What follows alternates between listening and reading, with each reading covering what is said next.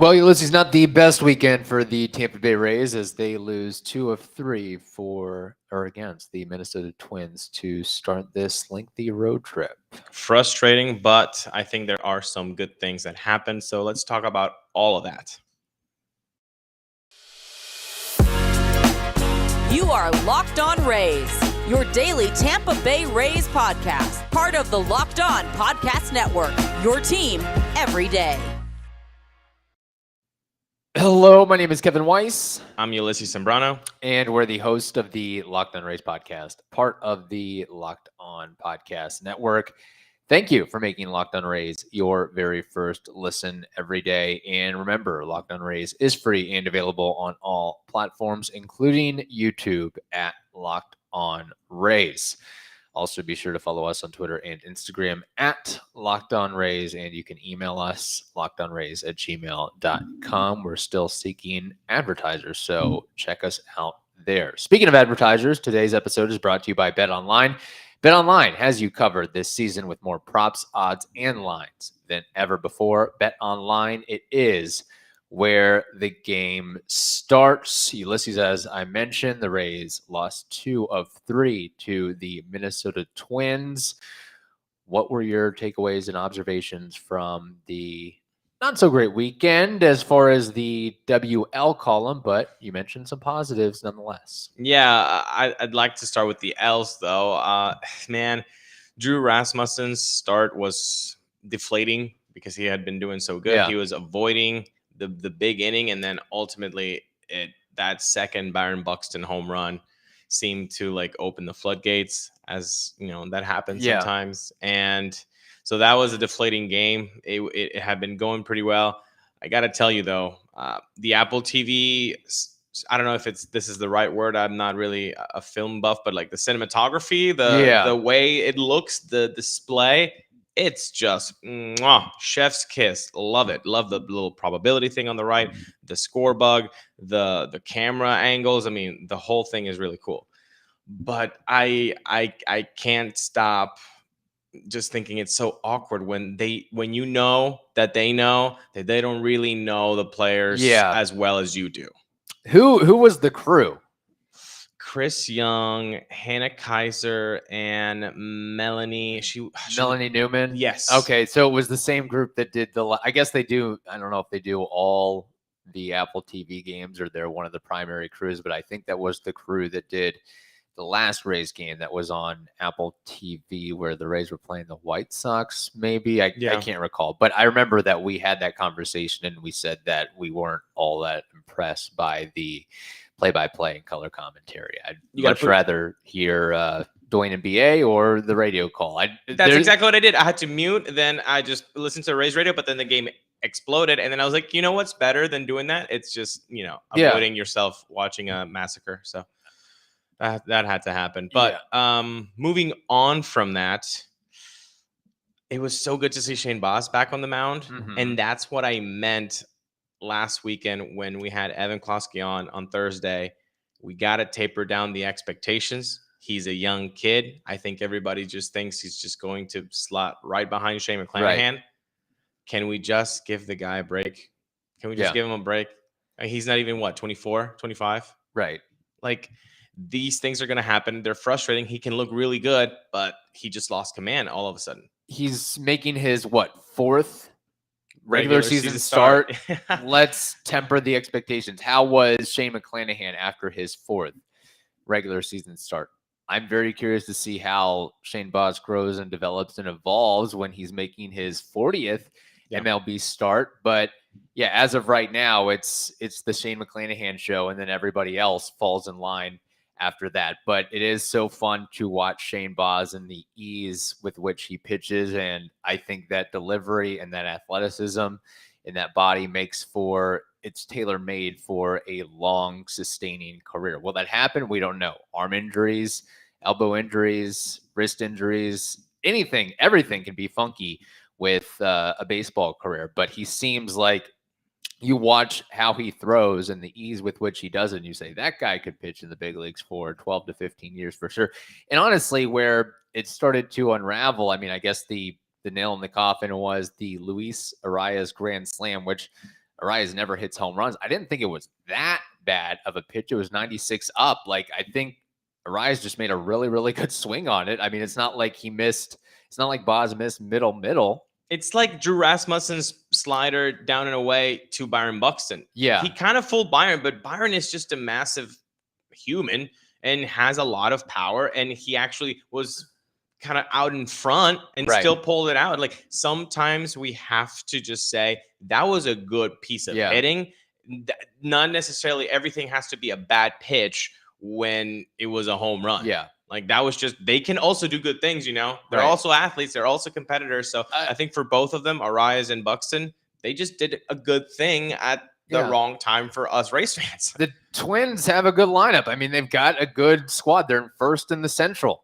I don't know how they're first in the Central with who they rolled out as starting pitchers. Somebody named Smeltzer and Chichi Gonzalez and Cole Sands, but Smeltzer's their Yarbrough, man.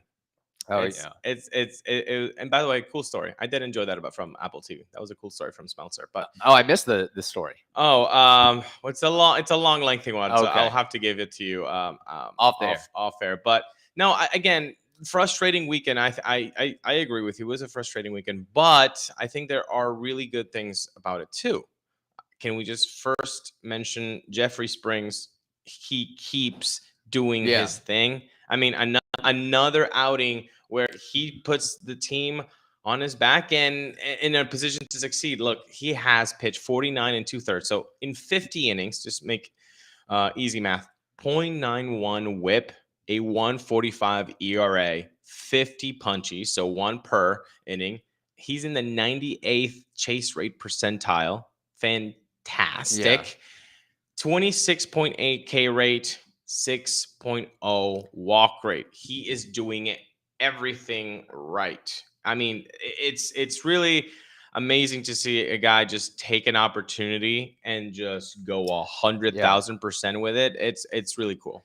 He made the decision easy for the Rays to send down Ryan Yarbrough despite all the injuries. And don't look now, but Jeffrey Springs may very well be an all-star. And don't look now, but I mean, if he keeps this up, don't you have to move him up in the rotation perhaps? I don't really care about order rotation because order rotation only matters the first week of baseball with opening day and then for the playoffs. That's fair. Everything in between, who cares when you slot in? I don't really care about that. I think Jeffrey Springs definitely had his athletic greens. I think that's been imperative for him. I think so. And you know why athletic greens is so good for you? Well, because it's literally the single best thing you can do for your body, because it's a one delicious scoop of athletic greens gives you everything that you need. You put it in a cup of water and you get quality vitamins, minerals, whole foods, superfoods, probiotics, adaptogens, all the good things right for your body.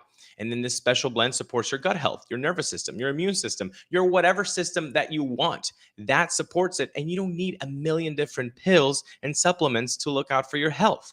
So today, go to athleticgreens.com/MLB network, and you're going to get 1 free year supply of immune supporting vitamins and 5 free travel packs with your first purchase. So all you have to do is go to athleticgreens.com/MLB network to take ownership over your health and pick up the ultimate nutritional insurance.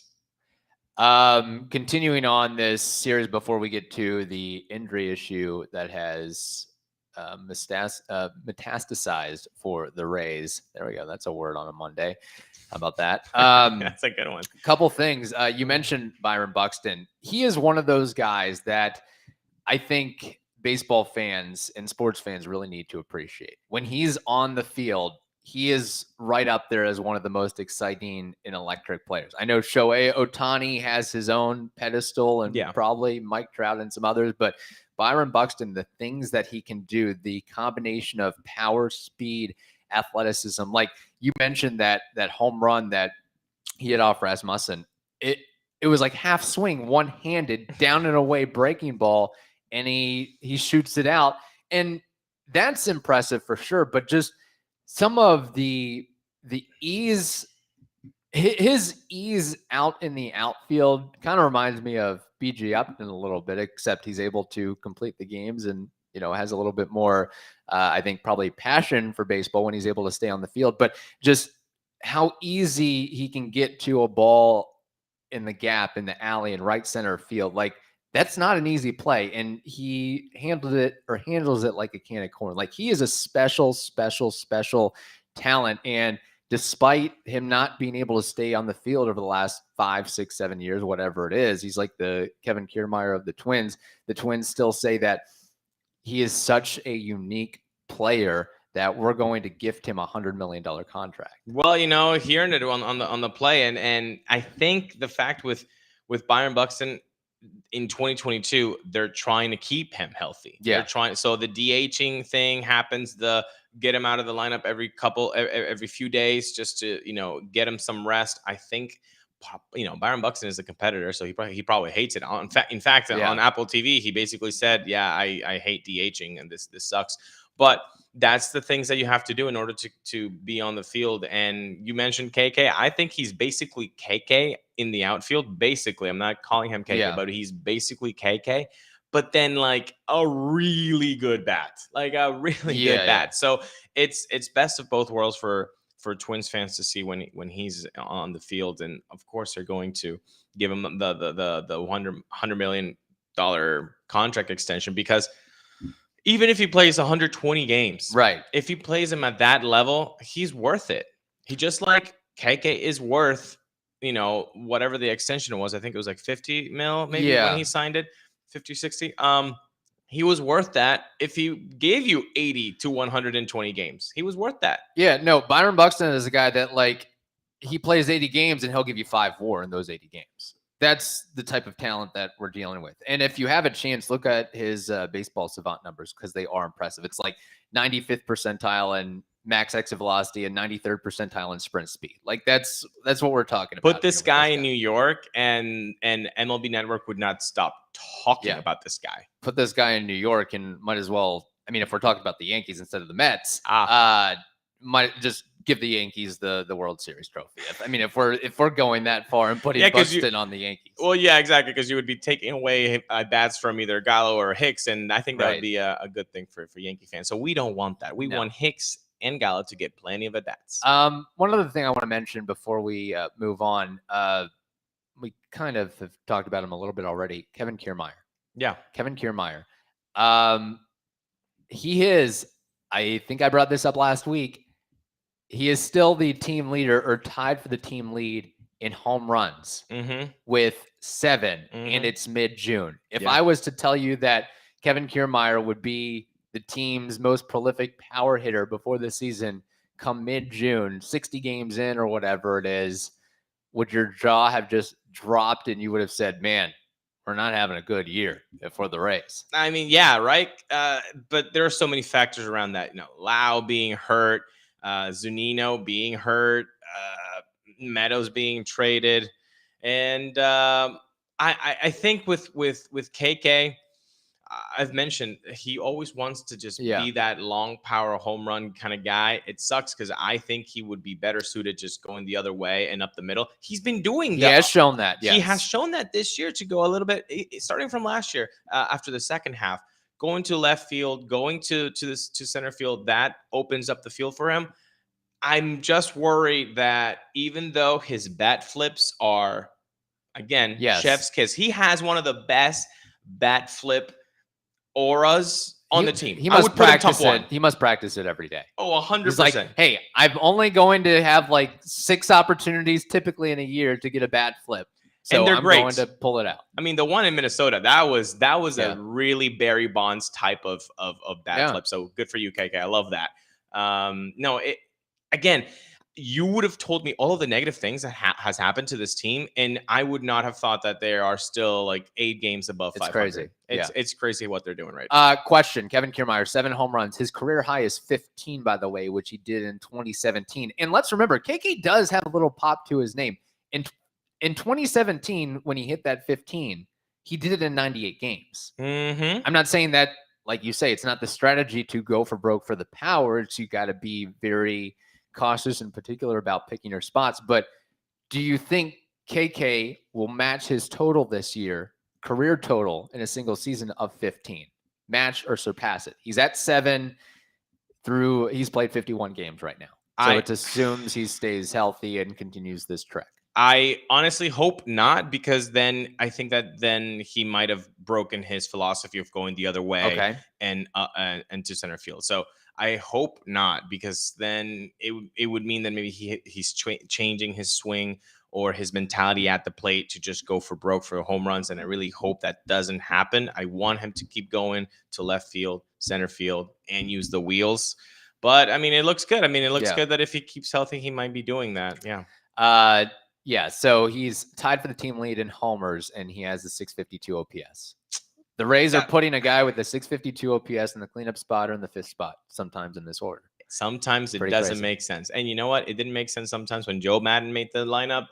We're back to Joe Madden lineup. What the bleep? Yeah. Well, Joe Madden doesn't have a job right now. So who I would assume your answer won't be KK, but for the Rays, who will finish with the team lead in homers? Yeah, you got to go Randy. Yeah. I mean, Randy, and he has been scorching the bleeping ball May and June. I mean, to the tune of like 160 WRC plus. I mean, this guy is doing everything. He's exciting. He makes it interesting on base paths, but you know what? I wouldn't, as of right now, I wouldn't change a thing because I'm all about excitement. I'm 3 true outcomes. I don't care about that right now. Yep. I want to see some interesting dynamics happening. Yeah, you might get picked off, you might get caught stealing, but it also might turn into something special as well, and some pretty cool baseball moments, some pretty cool highlight-worthy moments. Randy is good for baseball. He's good for the Rays. And yes, we can quibble about some of the gaffes, but he's not the only one. I mean, KK has his gaffes. Mejia had his gaffes. Yandy had his gaffes. But Al Brujan has his gaffes. Everybody does. Everybody does. And but then again, you take the gaffes and then look at what he does with that aggressiveness on the field, on the base paths. I agree 100% with you. I would not change the way that he plays the game. I think that it's good not only for the game, but I think it's good for the Rays. Now, I do want to put it on Twitter, and I think that'll be the Twitter poll for today. That'll be our topic for Tuesday. Yeah, I want to gauge Rays fans on, you can only have Randy on either side of the spectrum. Either keep going as aggressive as he is on the base paths. Would you pick that Randy? Or would you want a Randy that doesn't do that at all, which means no gaffes ever, but no special moments? Because I think you have to take the good with the bad. So I want people to actually put their money where their mouth is and say, which one do they prefer? Because I've heard a lot of negativity on it, and then just like, you only can have one. You can only have one. There can only be one Highlander, goddammit. That is true.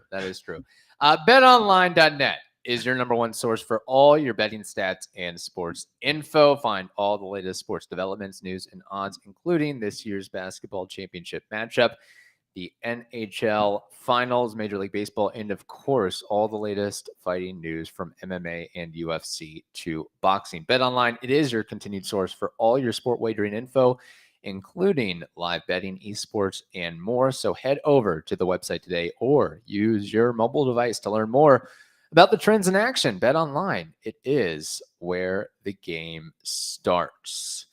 All right, since we last spoke, the Rays have learned, or we have learned, that the Rays have lost Andrew Kittredge for the remainder of the season, and they've lost Mike Zunino for some period of time due to elbow, arm issue, shoulder issue. So the injuries continue to pile up for the Rays. Already this season, they've had 21 players miss time, 3 for COVID-19 reasons. And those 21 players have served a total of 22 stints on the injured list. And let's just go ahead and run through them. We've got Nick Anderson. We've got JT Chagua. We've got Yanni Chirinos. We've got Pete Fairbanks. We've got JP Fireeyes and Tyler Glasnow. Kittredge now to the equation. Chris Mazza, Brennan McKay, Luis Patino, Mike Zunino, Wander Franco, and Brandon Lau. So you're saying 3 out of the 5 of the rotation that you expected for the season, you're telling me your all-star catcher, your phenom starting shortstop, and your starting second baseman And not just starting second baseman, but all-star second baseman who can hit 39 home runs in a season and drive 99 in a season. It's, again, like we said in the first segment, it's amazing what they're still trying to do and keep their heads above water. And it's not to keep heads above water because that would be like 2-3 games above 500. Like, they're a good team. Yeah. And they're showing it. Now the test will come with that Yankee series in Yankee Stadium. Mm-hmm. I am just champing at the bit there. I want to see how the team performs. I think they're going to be, it's going to be tough. They got Cole. I think they have Cortez and they have Severino to match up. So it's like boom, boom, boom. It's gonna be a tough Yankee series. So hopefully the boys come out. It's not a Cole Sands and Chichi Gonzalez and Smelter. Yeah. No. So yeah, but by the way, the Yankees beat the Cubs 18-4. It was laughable the other day. They're 44-16. Like, nothing has gone wrong for the Yankees, and it's annoying.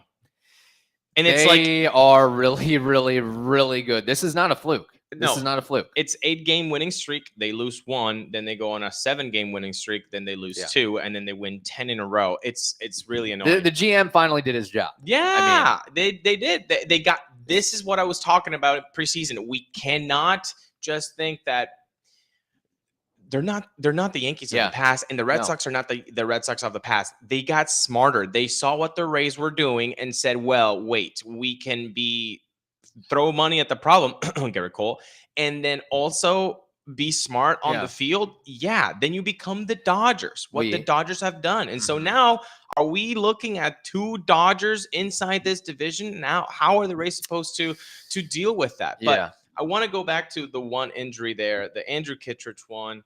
Man, I kept saying this. High leverage guy. Give me one high leverage guy. I said it right after the postseason ended. Give me one high leverage guy. I don't care who it is. Just give me the one. Right. Brooks Raley is not that guy. I'm sorry. Brooks Raley is not that guy. I would rather have Alex Colomé be that guy than Brooks Raley. You need the guy to give the ball to, man. Yeah. Even if it's a fluffy one like this, a stress ball. I need that guy. Who is that? Relievers just are so volatile. And you already had Kittredge with the arm issue, and then he came back suddenly and became an all-star. Like, we really weren't supposed to have another good season of Kittredge. Like, that was just not in the cards. And we kept saying it, man. And we kept saying it. We need to address the bullpen. You need a high leverage guy. Who is that? So is it going out and acquiring Colomé, Paul Sewald, your next Nick Anderson from 2019? Yeah, you got to go, because the other guys that could potentially be your trade deadline acquisitions from in-house, they're still hurt. And we saw what happened when Nick Anderson returned last year, right? Yeah. He was not the Nick Anderson that we thought, that we saw in 19 and 20. He was just another guy completely. Like, he was a fake Nick Anderson throwing 91 instead of 96. So I think somebody within is going to step up. Colin Poche would like maybe a word with you. He has been fantastic. Friend of the pod, Colin Poche. Now, the thing with Colin, of course, he's a lefty. Right. So then that brings about issues on the matchups and all that. But he has been doing fantastic, man. You're right. He has been great this season. And it's good to see. We of course know what he went through and all the work that he's put into it. And if you haven't checked that interview out, please do. It's one of our playlists. We have full episodes of player interviews on YouTube, and you can check his out. He was with us for an hour and a half. Great guy. So please check that out. He's actually been better versus righties than lefties, and has faced more righties than lefties naturally. So do you have the splits? Educate us. What's up? Well, I just have so his whip against righties is 0.88, and it's 1.13 against lefties. He's been fantastic. His batting average against versus righties is 160 versus lefties 211. So look at that.